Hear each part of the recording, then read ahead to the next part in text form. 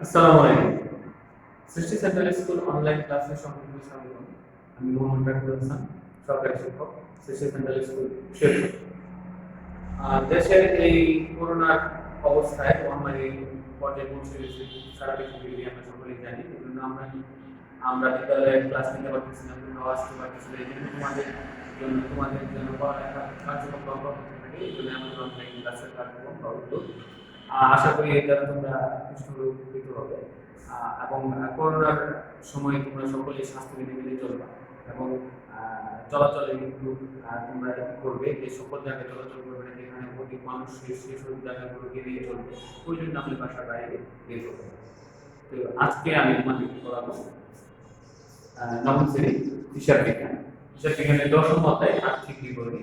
তোমরা সকলেই জানো দশম অধ্যায়ে আর্থিক বিবরণী সম্পর্কে ইতিপূর্বে আমি তোমাদের ক্লাস নিয়েছি এবং আর্থিক বিবরণী সম্পর্কে মানে আলোচনা করা হয়েছে এবং এর পূর্বের ক্লাসে আমরা আর্থিক বিবরণী সম্পর্কে বিবরণী তিনটা বিষয় জেনেছিলাম যে কিভাবে নিট ক্রয়, কিভাবে নিট বিক্রয় এবং কিভাবে বিক্রিত পণ্যের ব্যয় বের করতে হয় বা নির্ণয় করতে হয়। সেই সম্পর্কিত আমি একটা ক্লাস নিয়েছিলাম এবং তোমরা সকলে সেই ক্লাসটা আশা করি দেখেছ এবং সেখান থেকে তোমরা হয়তো জানতে পেরেছো কিভাবে ক্রয়, নিট বিক্রয় এবং বিক্রিত পণ্যের ব্যয় নির্ণয় করা হয়। কিন্তু আজকে আমরা তোমরা সকলেই জানো যে আমরা কি বিশ্বদায়ী বিবরণী প্রতিষ্ঠানের বিশ্বদায়ী বিবরণী আলোচনা করছি। এখন বিশ্বদায়ী বিবরণী করতে গেলে আমাদের কি করতে হয়, অনেকগুলো আয় এবং ব্যয় থাকে। অর্থাৎ একটা ব্যবসায়িক প্রতিষ্ঠানে অনেকগুলো আয় এবং ব্যয় থাকে। তো আমরা আজকে এই বিশ্ব শ্রেণীভিত্তিক আয় ও ব্যয় নিয়ে আলোচনা করবো, কারণ তোমরা জানো বিশ্বদায়ী বিবরণীতে আয় ব্যয় একটা শ্রেণীবিন্যাস। অর্থাৎ সকলেকে আমরা একসাথে দেখাতে পারি না, আবার সকল ব্যয়কে আমরা একসাথে দেখাতে পারি না। এক্ষেত্রে কি কিছু শ্রেণীবিন্যাস আছে, যেমন পরিচালন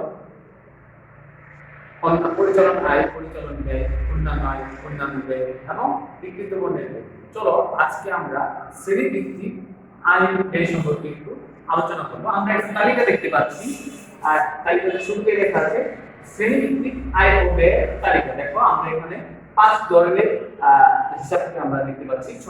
পরিচালন আয়ের জন্য একটা আমরা তালিকা করেছি, অন্যান্য আয়ের জন্য একটা করেছি, বিক্রিত পণ্যের ব্যয়ের জন্য একটা করেছি, পরিচালন ব্যয়ের জন্য একটা করেছি ও অন্যান্য ব্যয়ের জন্য আমরা করেছি। তাহলে আমরা শুরুতে যদি আসি পরিচালন আয় কি? অর্থাৎ পরিচালন আয় হলো ব্যবসায়ের মূল আয় যেটা, সেটা হলো পরিচালন আয়। অর্থাৎ যেই জন্য ব্যবসায়িক প্রতিষ্ঠানটা কি গঠিত হয়েছে। অর্থাৎ ব্যবসা প্রতিষ্ঠানে যে সকল কার্যক্রমের মাধ্যমে ব্যবসা প্রতিষ্ঠানটা মুনাফা অর্জন করে থাকে সেটাই কি তার পরিচালন কার্যক্রমের মধ্যে অন্তর্ভুক্ত হয়। অর্থাৎ ব্যবসার মূল পরিচালন আয়ের মধ্যে যদি আমরা যাই, তাহলে আমরা শুরুতে এটাই হলো পণ্য বিক্রয়। অর্থাৎ পণ্য বিক্রয়টা কি ব্যবসায় মূল পরিচালন আয়। আর যদি সেটা সেবামূলক প্রতিষ্ঠান হয়ে থাকে, তাহলে সেক্ষেত্রে হবে সেবা আয়। অর্থাৎ তাহলে ব্যবসায় মূল পরিচালন আয় কি পাচ্ছি আমরা, যদি পণ্য ক্রয় বিক্রয়ের প্রতিষ্ঠান হয়ে থাকে তাহলে আমাদের ব্যবসায় মূল পরিচালন আয় হবে পণ্য বিক্রয়। আর যদি আমরা কি সেবামূলক প্রতিষ্ঠান থাকে সেটা, তাহলে কি হবে সেবামূলক প্রতিষ্ঠানের জন্য সেটা হবে সেবা আয়। পণ্য পরিচালন আয়ের সাধারণত আমরা এই দুটো জিনিসই পেয়ে থাকি। এবং পরবর্তীতে আমরা দেখতে অন্যান্য আয় বলতে আমরা কি বুঝি? অর্থাৎ যে সকল আয় ব্যবসায়িক স্বাভাবিক কার্যক্রমের থেকে প্রাপ্ত হয় না, অর্থাৎ ব্যবসায়িক স্বাভাবিক কার্যক্রম দ্বারা যে সকল আয় অর্জিত হয় না সেগুলি হলো অন্যান্য আয়। অর্থাৎ ব্যবসায়িক স্বাভাবিক কার্যক্রম। এখন একটা উৎপাদনকারী প্রতিষ্ঠান একটি মার্কেট তৈরি করে, উৎপাদনকারী প্রতিষ্ঠান, তাহলে তার উৎপাদিত পণ্যের কি হবে মার্কেট। কিন্তু যদি সেই প্রতিষ্ঠানে অন্যান্য উৎস থেকে আয় করে থাকে, যেমন কি সে যদি ভাড়া, কমিশন বা অন্য কোনো জায়গা থেকে আয় করে থাকে, তাহলে সেটা হবে তার অন্যান্য আয়। কিন্তু সে যদি মার্কেট বিক্রি করে কোনো আয় করে থাকে, তাহলে সেটা হবে তার কি জন্য তার পরিচালনা। তাহলে আমরা চলো দেখি অন্যান্য আয়ের মধ্যে কি আছে, ব্যাংক আমানতের সুদ। অর্থাৎ প্রতিষ্ঠান যদি ব্যাংকে, আমরা জানি ব্যাংকে অনেক সময় আমানত রাখা হয়, ডিপোজিট রাখা হয়। এখন এই ব্যাংক আমানত অর্থাৎ বিভিন্ন ডিপোজিট থেকে যে লভ্যাংশটা বা সুদটা আসে সেটা হলো কি ব্যাংক আমানত সুদ। এবং ব্যাংক আমানত সুদ যেহেতু সেটা কি ব্যাংক আমানতের সুদটা কেমন না নয়, কারণ এটা কি ব্যবসায়ের মূল উদ্দেশ্য না, এবং এটা ব্যবসায়ের কি মুনাফা অর্জনের স্বাভাবিক কার্যক্রম। অর্থাৎ ব্যবসায়িক প্রতিষ্ঠান এই এই এই পদ্ধতিতে কি তার মূল যে মুনাফা আছে তার ব্যবসায়ের মূল পরিচালন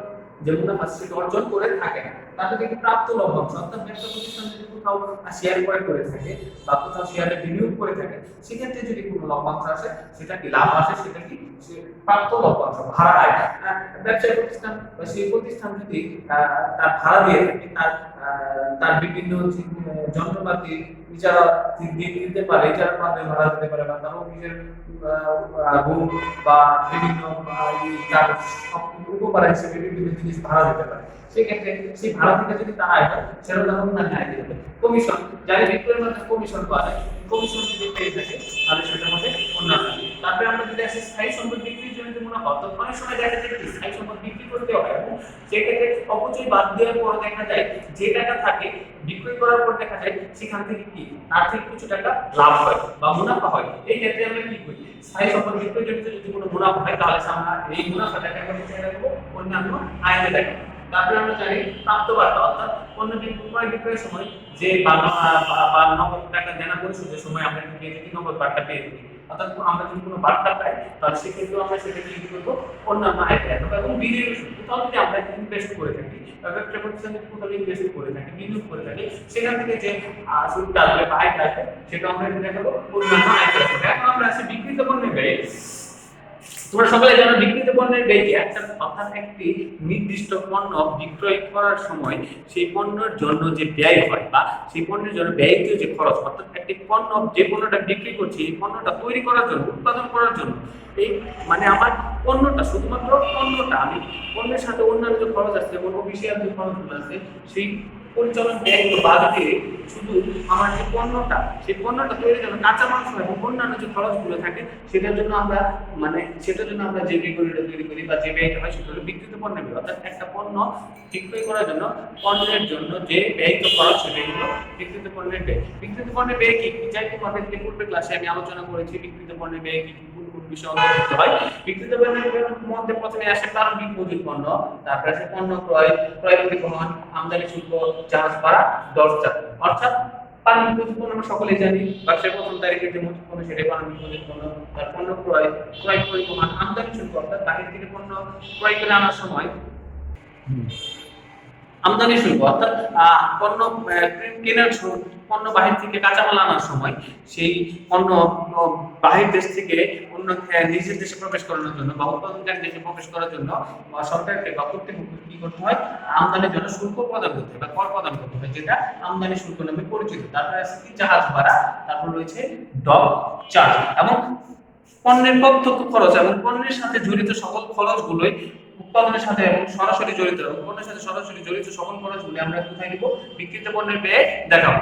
এখন আমরা আসি পরিচালন ব্যয়। পরিচালন ব্যয় বলতে কি, যে সকল ব্যয় ব্যবসায়ী স্বাভাবিক কার্যক্রমের সাথে জড়িত, অর্থাৎ স্বাভাবিক পণ্যের স্বাভাবিক কার্যক্রমের সাথে জড়িত এবং স্বাভাবিক কার্যক্রমের সাথে দ্বারা পরিচালনা হয়ে থাকে সেগুলো পরিচালন ব্যয়ের মধ্যে আসে। পরিচালন ব্যয়ের মধ্যে যদি আমরা যাই তাহলে দেখতে পাবো যে কি পরিচালন ব্যয়ের মধ্যে সাধারণত আমরা মেইনটেনেন্স, উপযোগ এবং কি বিভিন্ন রকম দৈনন্দিন যে অফিসিয়াল যে খরচগুলো আছে সেগুলো আমরা দেখতে পাই।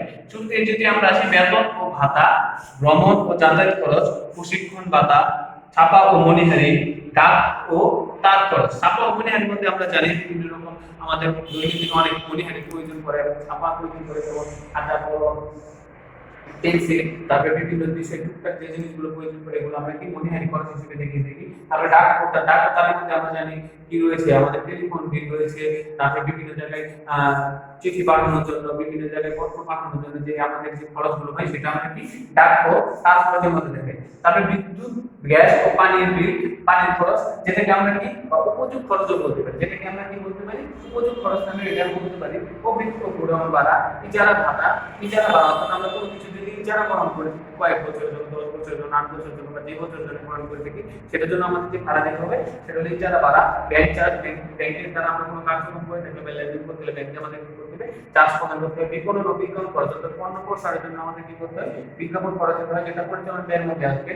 তারপরে দালাল বিক্রয় পরিবহন, পণ্য বিক্রয় করার জন্য যে পরিবহনটা সেটা আমাদের কি পরিচালন ব্যয়ের মধ্যে আসবে। তারপরে দালাল কোঠার অপচয়, অর্থাৎ আমরা জানি দালাল কোঠার অপচয় সকল প্রকার অপচয় পরিচালন ব্যয়ের মধ্যে আসবে। অর্থাৎ অপচয় বলতে আমরা বুঝি যে পণ্যের ব্যবহার জনিত কারণে পণ্যের যে মূল্য হ্রাস পায় বা পণ্যের যে ক্ষতি হয় সেটাই অপচয়। তারপরে বিক্রয় কমিশন, বীমা খরচ জন্য যে খরচটা হয় সেটা আমরা পরিচালন ব্যয় দেখাবো। তারপরে আইন খরচ, কোন আইনের দাপ্তরিক কোন আইন খরচ হলে সেটা আমরা কি করবো, পরিচালন ব্যয় দেখাবো। বার্তা আমরা পরিচালন ব্যয় দেখাবো। সুনামে যদি কোনো অবলম্বন করে বিগত প্রতিষ্ঠানের যে সুনাম সেটার আমরা যদি খরচ বা অবলম্বন দেখিয়ে থাকি সেটা আমরা পরিচালন ব্যয় দেখাবো। তারপর কুড়ি আমরা সকলে জানি যে আমরা জেনারেলের কাছ থেকে যে পরিমাণ টাকা পাবো না, অর্থাৎ জেনারেল আমাদেরকে যে পরিমাণ টাকা প্রদান করবে না বা আমাদের আদায় করা সম্ভব নেই, সেটা হলো কি কুড়ি। এবং এই কুড়ি টাকা আমরা কি করবো, পরিচালন ব্যয় দেখাবো। এবং আপ্যায়ন খরচ, কোনো যদি আপ্যায়ন খরচ করে থাকি সেটা আমরা পরিচালন ব্যয় দেখাবো। এখন আমরা আসি অন্যান্য ব্যয় হলো কি, অন্যান্য ব্যয় যে সকল ব্যয় ব্যবসায়িক কারণে সংগঠিত হয় না। আমরা জানি পরিচালন ব্যয়গুলো কি ব্যবসায়িক কারণে সংগঠিত হয় বা ব্যবসায়িক স্বাভাবিক কার্যক্রম পরিচালনার জন্য সংগঠিত হয়, কিন্তু অন্যান্য ব্যয়গুলো কি যে সকল ব্যয় ব্যবসায়িক কারণে সংগঠিত হয় না সেগুলো অন্যান্য ব্যয়ের মধ্যে পড়বে। যেমন কি ঋণের সুদ, যদি ঋণ নিয়ে আসা হয় ঋণের জন্য যে সুদ প্রদান করতে হবে সেটা অন্যান্য ব্যয় হয়ে যাবে। ব্যাংক জমাতিরিক্ত সুদ, ব্যাংক থেকে জমাতিরিক্ত ঋণ নেওয়ার পর সেখানে যে সুদ হবে বা সেখান থেকে যে সুদ যে সুদ প্রদান করতে হবে সেটা কি করতে হবে, আমাদের অন্যান্য ব্যয় দেখাতে হবে। তারপরে তোমার স্থায়ী সম্পদ বিক্রয় জনিত ক্ষতি, আমরা পরিচালন ব্যয়তে আমরা যেভাবে দেখলাম, আমরা অন্যান্য আয়তে যেভাবে আমরা স্থায়ী সম্পদ বিক্রয়জনিত লাভ আমরা অন্যান্য আয়তে দিই, একইভাবে স্থায়ী সম্পদ বিক্রয়জনিত ক্ষতি আমরা সে অন্যান্য ব্যয়তে দেখাবো। তারপর ঋণপত্র যদি কিনে থাকি, ঋণপত্রের যে সুদ থাকবে, আমরা ঋণপত্র যদি বিক্রি করে থাকি ঋণপত্রের যে সুদ থাকবে সেটা অন্যান্য ব্যয়তে আসবে। আর দুর্ঘটনাজনিত ক্ষতি, যদি কোনো দুর্ঘটনাজনিত ক্ষতি হয়, আগুনে কি নষ্ট হয় বা জাহাজে পণ্য, সমুদ্রে কোনো পণ্য নষ্ট হয় বা ঝড়ের জন্য কোনো পণ্য নষ্ট হয়ে যায়, সেটা আমরা কি বলবো, অন্যান্য ব্যয়তে দেখাবো। এবং বিবিধ ক্ষতি, কোনো পণ্য যদি হারায় যায়, যদি কোনো টাকা হারায় যায়, অন্যান্য যে ক্ষতিগুলো হয় যে বিবিধ ক্ষতি বা এই ধরনের কোনো ক্ষতি হলে সেটা আমরা অন্যান্য ব্যয়তে দেখাবো। সুতরাং শিক্ষার্থী তোমরা এই শ্রেণীভিত্তিক আয় ও ব্যয়ের তালিকাটা সকলেই শিখে ফেলবে। কোনগুলো পরিচালনা যাবে, কোনগুলো অন্যান্য আয় যাবে, কোনগুলো বিক্রিত পণ্যে ব্যয় যাবে, কোন ব্যয়গুলো পরিচালনা ব্যয় যাবে, কোন ব্যয়গুলো অন্যান্য আয় যাবে, এগুলো শিখে ফেলতে পারলে তোমরা দেখবে যে তখন আমরা খুব সহজেই আমরা বিষয় আয় বিবরণীটা একদম তালিকাভুক্তভাবে সুন্দরভাবে নির্ণয় করতে পারবো। তো শিক্ষার্থীরা তোমরা বাসায় বেশি বেশি করে এগুলো অনুশীলন করবে। আজ এই পর্যন্ত ছিল, পরবর্তী ক্লাসে আবার দেখা হবে। আসসালামু আলাইকুম।